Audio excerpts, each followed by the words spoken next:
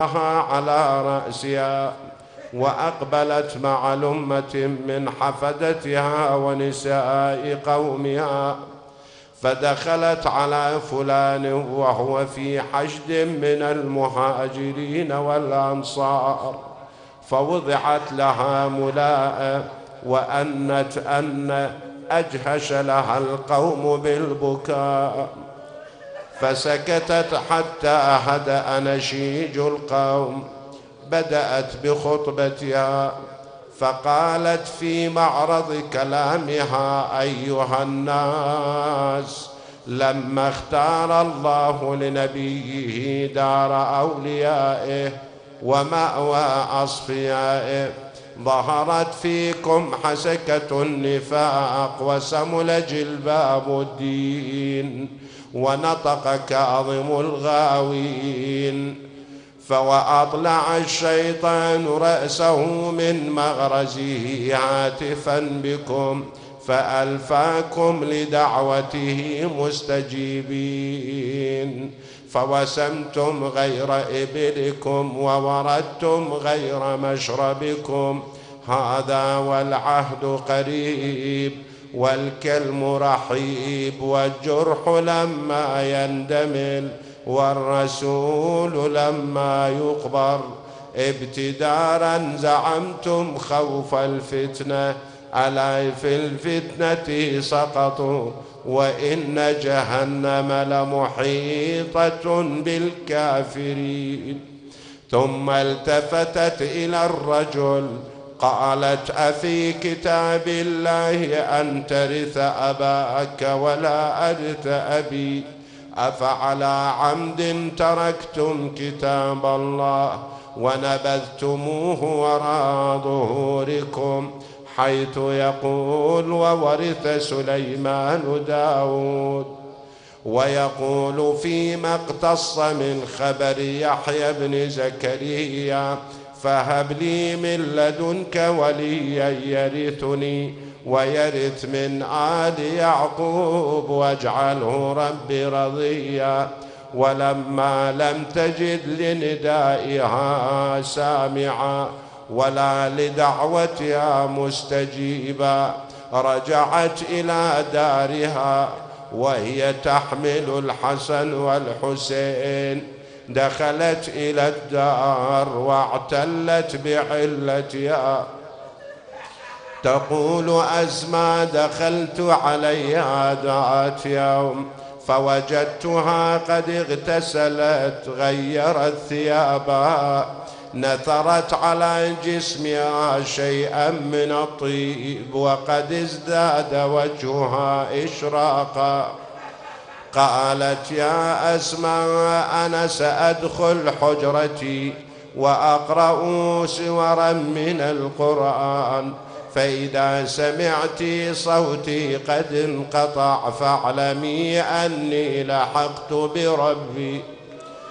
تقول أسماء: دخلت إلى حجرتها قرأت سورا من القرآن وإذا بصوتها ينقطع، دخلت عليها وإذا بها مسجات باتجاه القبلة. أي رحم الله من نادى وفاطمة وشهيدته ومظلومة، حركتها فلم تتحرك، ناديتها: يا أم الحسن، يا أم الحسين، فلم تجب. خرجت إلى صحن الدار وإذا بالحسنين أقبلا وهما يناديان أما. قلت: سيداي، إن أمكما نائمة. قالا: يا أسماء، إن هذا ليس بوقت نومها. تقول أسماء: أردت أن أشغلهما بقليل من الطعام حتى يرجع أمير المؤمنين، فقدمت لهما طبقا فيه طعام. تقول أسماء: أطرقا طويلا ثم رفع الحسين رأسه وهو يقول يا أسماء متى وجدتينا نأكل بدون أمنا فاطمة. وقام دخل إلى حجرتها، وقع الحسن على صدرها، الحسين يقبل برجليها أما كلميني. وإذا بالحسن يحتضن الحسين وهو يقول أخي عظم الله لك الأجر، لقد ماتت أمنا فاطمة. هرعا إلى المسجد يبكيان، فاستقبلهم الناس ما بالكما، قال أوليس ماتت أمنا فاطمة. فجاء الإمام معرولا دخل إلى حجرتها، هم أن يحملها إلى المغتسل فلم يتمكن. نادى يا عم يا أبا ذر أعني على حملها، فوالله لا طاقة لي عليه. تقول أسماء دخل وضعها على دكة المغتسل، غسلها علي بنفسه، بينما هو يغسلها وأنا أصب الماء، وإذا به يتركني ويتنحى بزاوية في البيت ويبكي بكاء عاليا.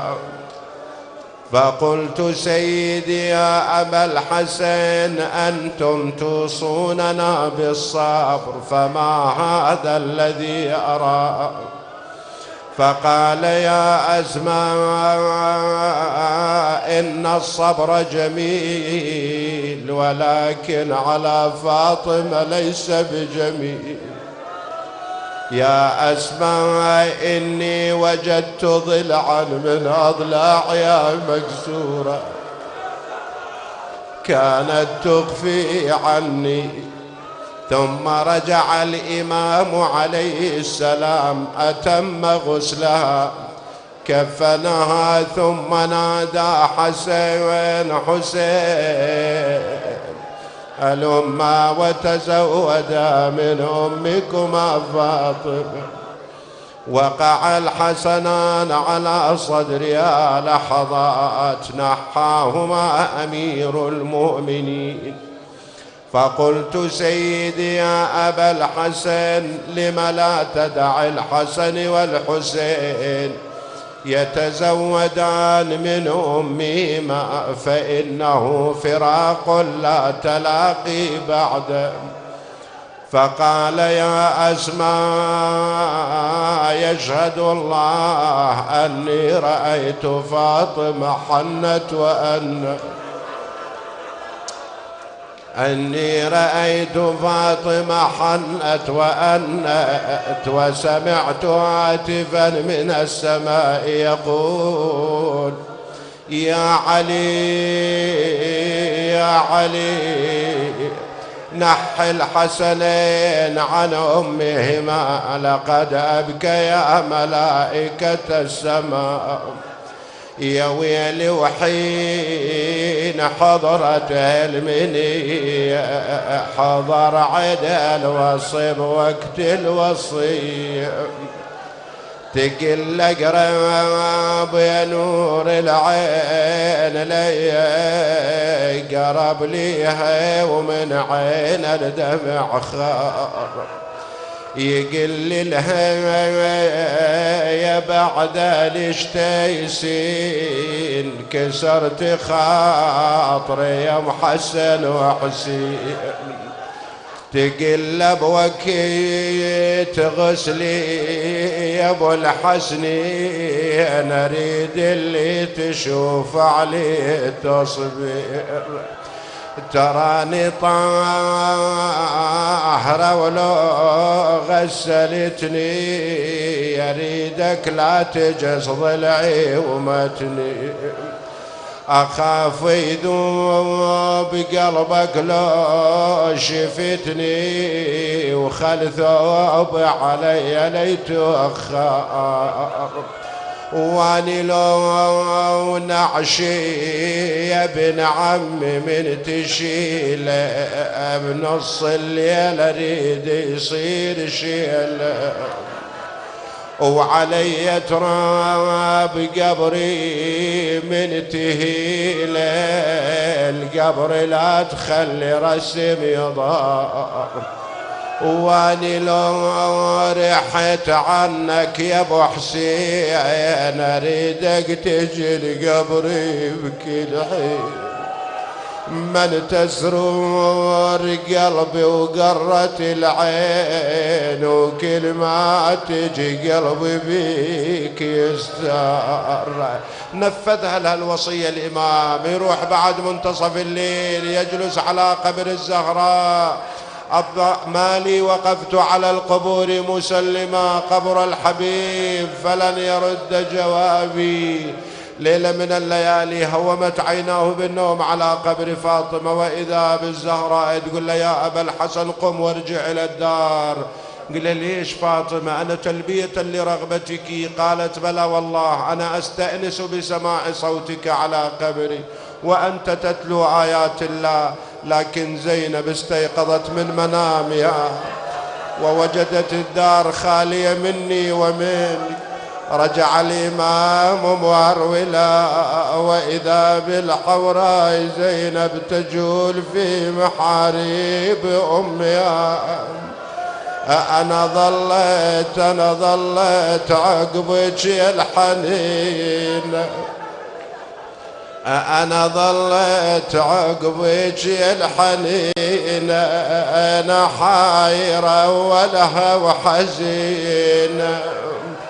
أصيد الوالدي واسمع ونين على فرقاك من ذايبة الروح.